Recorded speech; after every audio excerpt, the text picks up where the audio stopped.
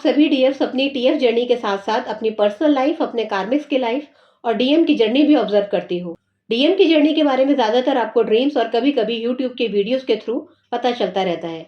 और आपने नोटिस किया होगा कि आप दोनों की जर्नी का स्टाइल बहुत अलग होता है। डीएम की जर्नी अलग ही लेवल पर चलती है। उनका डर अलग, उनके सपने अलग, उनके सोचने का तरीका अलग। आप डीएफ जितनी इम्पैथ और इमोशनल होती हो, डीएम्स उतने ही प्रैक्टिकल, लॉजिक और थोड़े से रफ और रिजिड होते हैं। डीएफ मना करेगी कि वहां मत जाना, तो डीएम सबसे पहले वहीं जाएंगे और साथ में प्रूफ भी लेकर आएंगे कि देख, तूने मना किया था ना, और मैं वहीं गया था। मतलब बिल्कुल ही ऑपोजिट होते हैं डीएम। पहले कनेक्शन से भागते हैं, डिस्टेंस बनाते हैं, और जब कनेक्शन समझ में आने लगता है तो ये इतने ज्यादा अटैच्ड हो जाते हैं कि यदि इनका बस चले तो तुरंत ही आपको ब्याह करके ले जाए। प्रीवियस वीडियो में मैंने बताया था कि डीएम की स्पीड स्लो हो सकती है, और आज हम बात करेंगे कि इनकी स्पीड फास्ट भी हो सकती है। हालांकि डीएम की स्पीड के स्लो या फास्ट होने से उतना फर्क नहीं पड़ता, क्योंकि हमारी जर्नी का असली पर्पस सिर्फ रीयूनियन नहीं होता, बल्कि कर्मा प्यूरिफिकेशन होता है। कार्मिक एनर्जीज के डिसॉल्व होने के प्रोसेस को ही ट्विन फ्लेम जर्नी कहते हैं। इसीलिए यूनिवर्स कभी स्पीड स्लो करता है, कभी सडन मूवमेंट दे देता है, ताकि दोनों सोल्स अंदर से ट्रांसफॉर्म हो सके। जर्नी की स्टार्टिंग में तो ये लोग भागते ही हैं, रिप्लाई लेट करेंगे या करेंगे ही नहीं, अपनी फीलिंग्स छुपाएंगे। इनके एक्शंस भी अनक्लियर और कंफ्यूजन से भरे होते हैं। कभी पास, कभी दूर, कभी ऑन ऑफ सिचुएशन, ये सब चलता रहता है। लेकिन फिर एक ऐसी स्टेज भी आती है जब डीएम कंसिस्टेंसी और एफर्ट्स दिखाने लगते हैं। वो पहले से ज्यादा इनिशिएट करने लगते हैं, कन्वर्सेशन जल्दी खत्म नहीं करते, डायरेक्ट कम्युनिकेट करते हैं, फ्यूचर बेस्ड बातें करते हैं। उनकी तरफ से एक्सक्यूजेस कम होने लगते हैं, और कहीं कनेक्शन छूट ना जाए ऐसा डर भी उनको लगता है। एक्चुअली जो मैस्कुलिन एनर्जी होती है ना, ये इमोशंस को लेयर्स में ही प्रोसेस कर पाती है, और जब उनके अंदर का प्रेशर एक लिमिट क्रॉस कर लेता है, तभी ये लोग मूवमेंट में आ पाते हैं।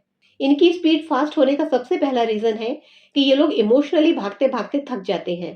पहले डिस्ट्रैक्शंस काम कर जाते थे, खुद को बिजी कर लेना और आपको इग्नोर, ब्लॉक, म्यूट, अवॉइड करना बहुत आसान होता था इनके लिए। लेकिन अब नए लोग एम्प्टी और फेक कनेक्शंस बोरिंग लगने लगते हैं। डीएम अपने अंदर की सच्चाई इग्नोर नहीं कर पाते, भाग कर भी रेस्टलेस रहते हैं, बिजी रहकर भी सुकून नहीं पाते। ऑन ऑफ साइकिल और खुद को सप्रेस करना इनको थका देता है। तब उनका रेजिस्टेंस टूटना शुरू होता है, और यहीं से स्पीड भी बढ़ती है। जब उन्हें पहली बार सच में आपको खो देने का डर सताने लगता है। पहले क्या होता था, आप जब उनको चेस कर रही थी तो वो सोचते थे ये तो कहीं नहीं जाने वाली, कभी भी बात कर लूंगा। लेकिन जब उनको फील होता है कि आप इमोशनली स्टेबल हो रही हो, चेस नहीं कर रही हो, अपनी लाइफ में आगे बढ़ रही हो, तब वो अंदर से थोड़ा सा हिलते हैं। नेक्स्ट है आपकी खुद की एनर्जी। मतलब जब आप ओवर चेजिंग और ओवर रिएक्ट करना कम करती हो, पैनिक से बाहर आती हो, और हर साइलेंस पर परेशान नहीं होती, अपनी लाइफ एक्टिवेट करती हो, इमोशनली रिएक्ट करने की जगह अपनी एनर्जी को प्रोटेक्ट करती हो, आपकी एनर्जी उनके लिए ट्रिगर नहीं, पीस बनने लगती है। आप हर डिले पर इमोशनल ब्रेकडाउन नहीं करती हो।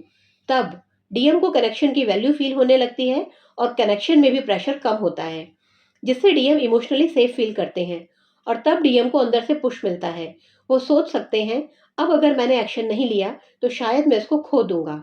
नेक्स्ट है क्लैरिटी।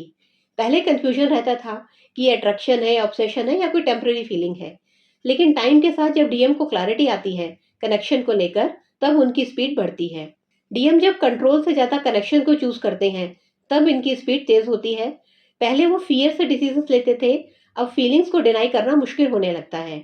नेक्स्ट है, पहले डीएम कनेक्शन से बचने का रीजंस ढूंढते थे, अब वो कनेक्शन को मेंटेन करने के तरीके ढूंढने लगते हैं। अब उनके अंदर का रेजिस्टेंस बाहर के डर से छोटा पड़ने लगता है, और तब वही इंसान साइलेंस में से निकलकर एफर्ट करने लगता है। लेकिन एक इंपॉर्टेंट बात आप याद रखो, फास्ट का मतलब परफेक्ट होना नहीं होता। कई डीएम फास्ट होने के बाद भी इमोशनली ऑकवर्ड हो सकते हैं, उनसे कंसिस्टेंसी ब्रेक हो सकती है, वो फियर और ओपननेस के बीच फ्लक्चुएट कर सकते हैं। इसलिए डीएम की कंसिस्टेंसी देखकर या उनके बदले हुए शब्दों के फ्लो में बह मत जाना, अपनी ग्राउंडिंग और सेल्फ रिस्पेक्ट बनाए रखना। आपका काम डीएम या अपनी स्पिरिचुअल जर्नी की स्पीड मेंटेन करना नहीं होता। आपका काम है अपनी एनर्जी को इतना हील्ड और ग्राउंडेड कर लेना कि जब डीएम फाइनली पीछे मुड़कर देखें तो उनको कनेक्शन में अफरा तफरी नहीं, शांति मिले। आपके पास आना मतलब एक शीतल जलधारा के पास होना, ऐसा उनको फील आना चाहिए। वैसे कई बार स्लो डीएम ही सबसे रियल निकलते हैं, क्योंकि वो भागकर नहीं, समझकर वापस आते हैं। आपको किसी स्पेसिफिक टॉपिक पर वीडियो चाहिए या अपनी करंट स्टेट से जुड़े सवालों के जवाब चाहिए तो कमेंट कर देना।